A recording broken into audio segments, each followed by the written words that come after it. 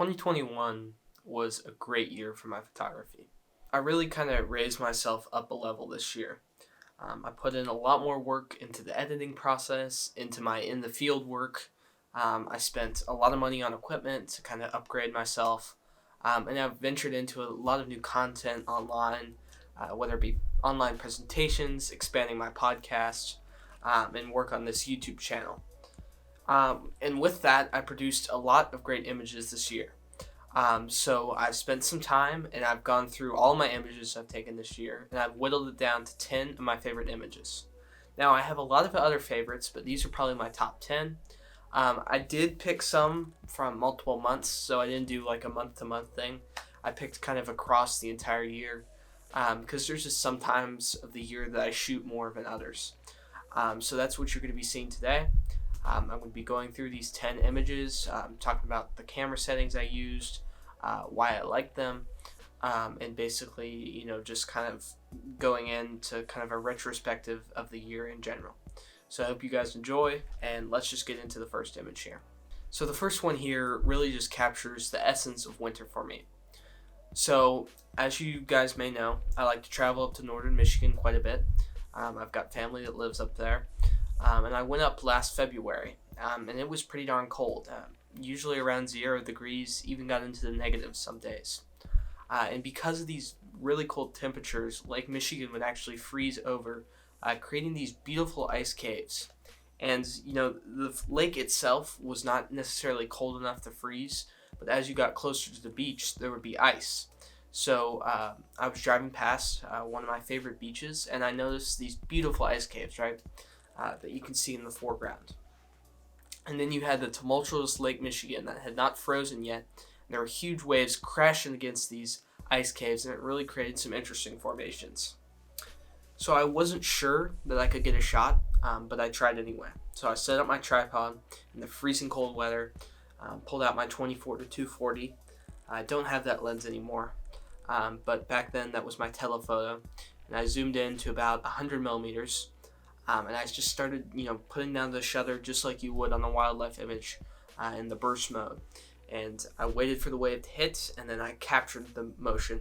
So I did this for about an hour. It took about 1,000 frames of waves. And this one was the one I liked the most. It's just kind of a very traditional wave splash. It doesn't dominate the scene, but also it has a lot of texture, a lot of form. And I really like the ice in the foreground as well as the nice pastel blue sky. It's kind of a minimalistic image. It doesn't have too much going on for it. I think that's great. As you can see, it's also got kind of a cooler tone to it. So I did that to kind of bring out the winter feel and the winter mood of the image. So yeah, if I had to pick kind of a cold weather image of the year, this would have to be my favorite one. Simply just because of, the memories associated with it. I've never seen ice caves, nonetheless waves crashing on ice caves. So it was a really great thing to capture. I did go up again to Michigan in November in the winter, but it was not cold enough to be frozen. So it'll probably be a while till I'm back to capture this phenomenon again. So I'm glad I got some great shots, and it was a great way to start off the year. So this next shot is actually hanging right behind me, as you can see right there. And I like to call it the formation of egrets. So basically, it's just simple, 3 great egrets in this amazing formation. So I went to Fripp Island, South Carolina in March of 2021, and man, was it a great trip. I kind of split between landscapes and wildlife, but I really fell in love with the tropical birds there. This is the first time I had the chance to photograph egrets. I photographed them a lot more since then, but this was my first opportunity. And I was lucky enough to come across an egret rookery, and a rookery is basically where groups of birds will nest. So I came across these egrets. There were so many, probably 30 to 40 egrets. I found this formation with some nice tropical plants behind them, and they have the nice breeding plumage with the green lines on their eyes, and I knew I had to capture them. So I did a vertical orientation on the tripod. Back then I was using my 600 f11, so obviously f11 aperture, which I think worked in this scenario because you had the center egret perfectly sharp, with still some sharpness on the other 2 egrets. a low ISO because of the golden hour light, and just a shutter speed of about 100 to 200th of a second, just because the egrets were not moving at all. And I could get super close. They were super comfortable with me. I was able to spend some great time with these egrets, and I'll definitely be going back to this location when I return to the island in South Carolina. And I liked it enough to hang it on my wall. It's pretty rare that I print photos, but this one was definitely worthy of it. It's a great backdrop for all my workshops I do and online presentations. A lot of people ask about it actually. So one of my favorite images. I love the golden light, the birds, and the egrets has quickly risen to the top of my list just because of the images I've taken of them. So this next one is another one taken in South Carolina on that same island, Fripp Island. And this is a landscape this time around. So this is a telephoto shot taken on my 24 to 240, back when I still had that as well. And I was taking a golf cart ride. I had just done a wildlife shoot. I believe I was shooting some shorebirds, maybe some plover, I believe. And I was driving back in a golf cart, and I came across these two trees with this beautiful band of orange cloud behind them. And I just thought almost instantly that this would make the perfect silhouette shot. And I was pretty much right. So I zoomed in to about 200 millimeters, about as far as the lens could go, to really get that compression, really show that sky in the form of these silhouetted trees. I didn't purposely try to get any tree details. I tried to underexpose it to bring out that color, show that silhouette, and really just capture a tropical essence. You've got the traditional trees you would see out there. You've got the beautiful colors and kind of the marsh below. And I think it works. It's a great silhouette shot. I'm not usually a big fan of silhouettes, but I had to take it in this scenario. It's definitely one of my favorite images, and it's just really it captures the landscape of South Carolina if you go there. So another one of my favorites, great telephoto landscape shot. Okay, so we're getting into one of my biggest trips of the year, actually probably my biggest trip, my California trip. So this shot here, it's just a beautiful coastal shot. I can go on and on about this image, but this is taken in San Francisco, pretty much in the city. I'm not sure what beach it was, but we got up on these cliffs. There's a beautiful sunset. I shot directly into the sun. I used my hand to kind of cover the sun, along with the lens hood, and that worked with kind of the flaring problems. And I waited for that perfect moment. The sun was about to hit the water. It kind of lit up the cliffs, lit up the water. And I really love the water in this scenario. It was very wavy, kind of emblematic of the Pacific Ocean. And I used kind of not the longest shutter speed I could use, kind of more of a 1/10 of a second. Actually, no, let me correct that. That's a 1 second exposure, actually. And I used that 1 second exposure to still show some motion in the water, but also getting some texture as well. So it's kind of a good combination. On the beach there, you can see the rocks are there's kind of rings of waves around them, and then as you go out, it kind of gets more and more blurry. So I'm really happy with this shot. It shows the California coastline, shows the wavy conditions, the little rocks that are out there, as well as some mountains in the background and the sun as well. With great color, great lighting, it's California for me. When I look at it, I just think California. For this next shot here, we've got another shot from my California trip, and this is taken on Yosemite National Park on the Bridal Veil Falls Trail. So this shot is, maybe it's not the shot of the main falls, it's quite lower down. And the reason I like this image is because it's unique to me. I've never seen a shot like this. It's from an interesting perspective, and it's just not the traditional postcard shot that you get from Yosemite. That's what I really challenged myself to do in Yosemite. I took the big shots. I took Tunnel View, I took Glacier Point, I took all of those, but I also looked for the smaller scenes, and this is a case of that. So I was actually up on the cliff on the trail, and I was looking down at this beautiful waterfall, and this waterfall, it's got some great flow. I used the shutter speed of 1/10 of a second to show the texture in the water, while also still getting some blur. And I like these trees around it. So I use these green trees as kind of a natural frame, kind of creating this interesting shot. And it's from a cool perspective because I'm looking down on it. I think if I was down in the water, first of all, I'd be swept away. But second of all, if I was down in the water, it wouldn't really show the scale of the waterfall, and I'd completely miss out on these beautiful trees. So I really like it. I love the perspective it's shot from, and it shows the raging river. And although I took shots of the main falls, when I look at this image, I can just think, that's the same water. It's coming down, and there's beauty in all parts of Yosemite. Not just the popular spots where there's tripod after tripod lined up. I think that's an important lesson, especially during the pandemic. I know it was a lot better in 2021, but it's still a problem. So, in order to avoid these big crowds, try to find these smaller scenes. Challenge yourself, and you'll reap the benefits. So definitely a great lesson from that image and a great shot. I think I'll probably end up hanging this on my wall at some point. Ooh, so this next shot is definitely the best shot of a hummingbird I got. And this year, kind of inspired by Ray Hennessy, Theodore Emery, some of those guys, I've really gotten into kind of small and frame wildlife photography. I'm no longer really that interested in filling the frame. Like, I'll do it if the animal's close enough, but generally I don't necessarily seek those kind of images out. And this is a prime example of small and frame. And I haven't seen a lot of small and frame hummingbirds. People will try to usually get really close up. And I've tried that, and I'm going to be honest, my current camera could not focus on hummingbirds that close. But also I've tried doing these smaller and frame shots, and I've gotten a couple this year that are pretty good. But this by far is the best in my opinion. So this is taken up in Michigan. And if you didn't know, I spent the entire summer up in Michigan. I really got to hone my craft, focus on a new area, kind of shoot the lake environment, shoot those birds, shoot some great sandy landscapes, warbler species, shorebirds, all kinds of things. And this is just a local lake. I believe it's called Tucker Lake.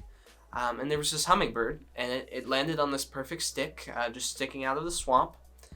So originally the shot wasn't that great, right? So it was just a white sky with a bird on the stick. But then I saw these pine trees above. So I tried to incorporate that.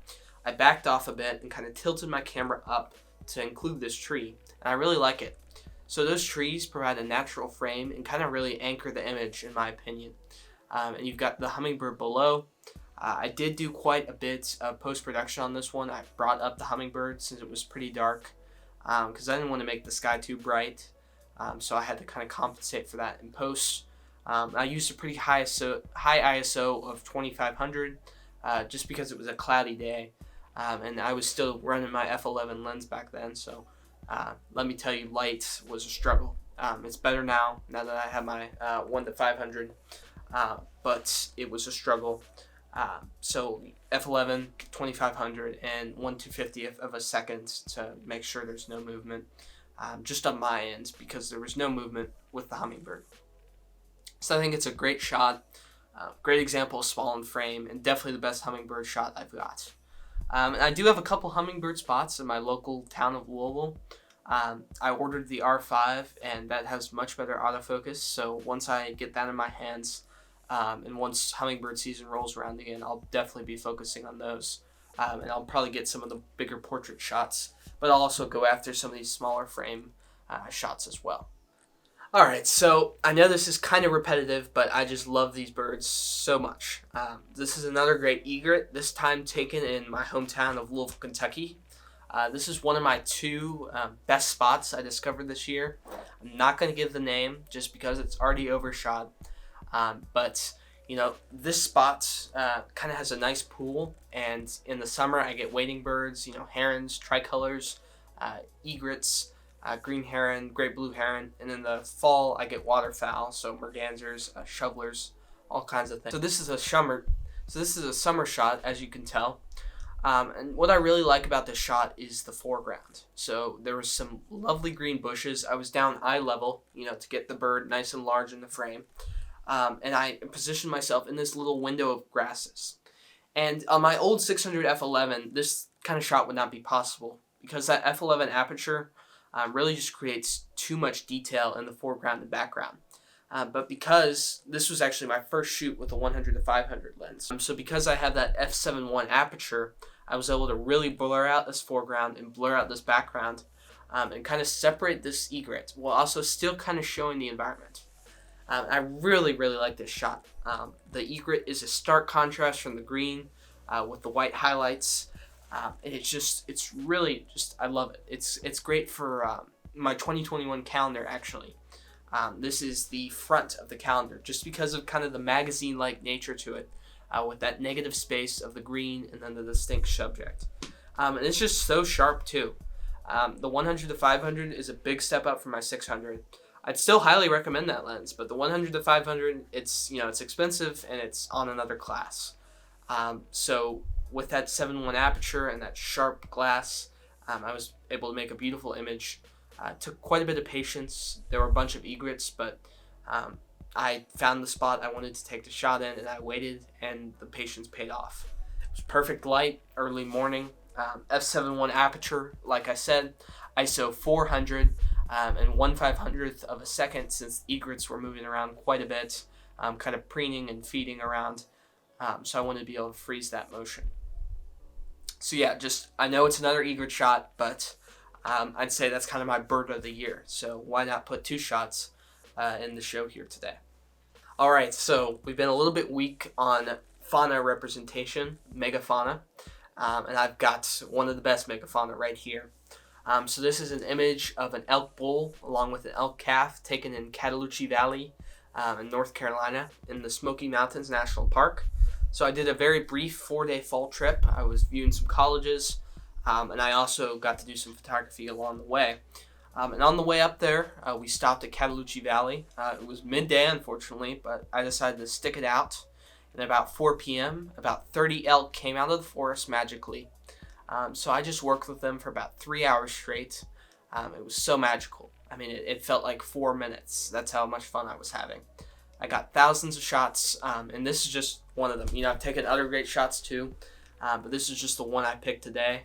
As you can see in this shot, the elk is bugling, which is his mating call, and you can also see the calf as well. And this was running season, so these elk were aggressive. They were showing their biggest behaviors, and there was also some early fall color coming in the background, as you can see. And I had actually never photographed elk before. I'd watched a lot of videos about them, read a lot of media, done some research, and I love photographing deer and those kind of bigger mammals. So this was definitely on my bucket list, and I'm glad to check it off. Elk are beautiful animals. This was pink antlers. You could see, their behavior, their beautiful fur. I will say it was a hard exposure problem. I mean, it was a neutral day, so that helped. But it's still a very dark head and a light body. So I kind of had to do a neutral exposure. It was pretty darn dark because it was about to storm. So I used about ISO 3200, which isn't a huge problem on my camera, but it did require some denoising. f7.1, and I used 1/800th of a second. I know I probably could have gone lower, but since I was only going to be here one time, I was nervous and wanted to make sure I got the best out of the shoot. So I'm super happy with this image and all the other elk images I got. Definitely a bucket list item. And if I had to put like an overall shooting experience of the year, it would definitely be this elk shoot, just because of how magical it was. I even think it brought some tears to my eyes, just because of how long I've waited for this moment. I've chased elk before, trying to find some in Kentucky, and it just didn't work out. But this time, everything came together with great light. I had all my gear ready, and I was able to capture them. So just a great way to kind of showcase these beautiful, beautiful animals. Okay, so this next image here is actually taken on this North Carolina trip. Same one I talked about, actually just one morning later. So this was early morning light before the sun even rose. Luckily, I used topaz to kind of deal with the high ISO problems. But this is Eastern Phoebe, and I really love the background of this image. First of all, there was a lot of separation. This stick was kind of out on its own, so this Phoebe landed right in front of me. If you don't know Eastern Phoebes, they're very friendly of humans. So this guy even landed on my backpack. He was so friendly. So I got up right to him, and I got a close-up shot of him. I got the catch light in the eye, the perfect background, and just a really great shot altogether. I tried to back up, but it actually kept coming closer. So I just worked with it. I got it on this perfect perch, the perfect background, and you could really see the colors on the bird, the catch light in the eye. And with that 100 to 500 lens, I was able to get a ton of detail, focused right there on the eye. And I pulled it off. I love this shot. I got a lot of shots of this Phoebe, but this is definitely my favorite one. It really just captures the environment to an extent, but mostly it's a nice portrait of this beautiful bird. I thought it was a kingbird at first, but I was pleasantly surprised he was a Phoebe, which is actually a lifer for me. So it was great. You don't see him in my area a lot, so a great find and a great photo to capture it. So for our final shot of the day, we've got just a simple chickadee. But what makes this special is really the environment around this chickadee. So let me set the scene for you. So I went up to Michigan for Thanksgiving, and I took a hike in the middle of a snowstorm. And I was hoping to capture some snow falling with a beautiful bird, and I pulled it off. I love chickadees. I know they're common, but that doesn't mean I don't like capturing them. They're beautiful birds. I love their nice tan color along with the white and the beautiful, beautiful black head. So this chickadee was feeding upside down on a branch, and it actually was pretty, it let me get close. I wasn't too close, but it let me, work the scene, kind of move around, move the angles.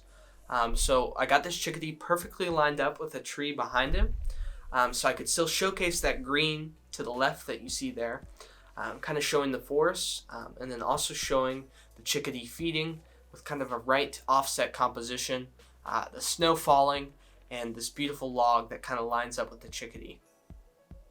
And this is just kind of another image of the year that really captures the essence of winter.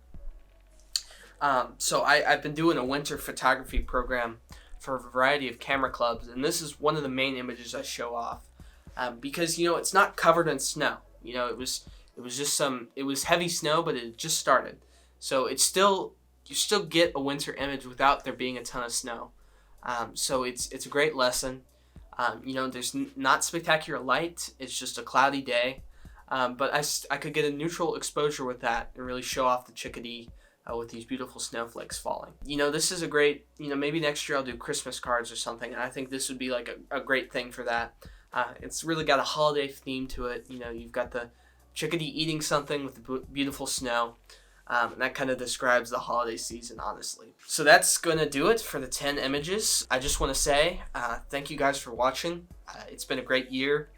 On the YouTube side of things, I've been slacking quite a bit. But I'm going to get back to it, I promise. I've just been super busy with the podcast and all these programs I'm doing, all these webinars. But I'm going to get back to YouTube, I promise, starting with this video. In 2021, I'm going to have a much more consistent uploading schedule. A couple other things. I did mention I'm getting the R5 soon.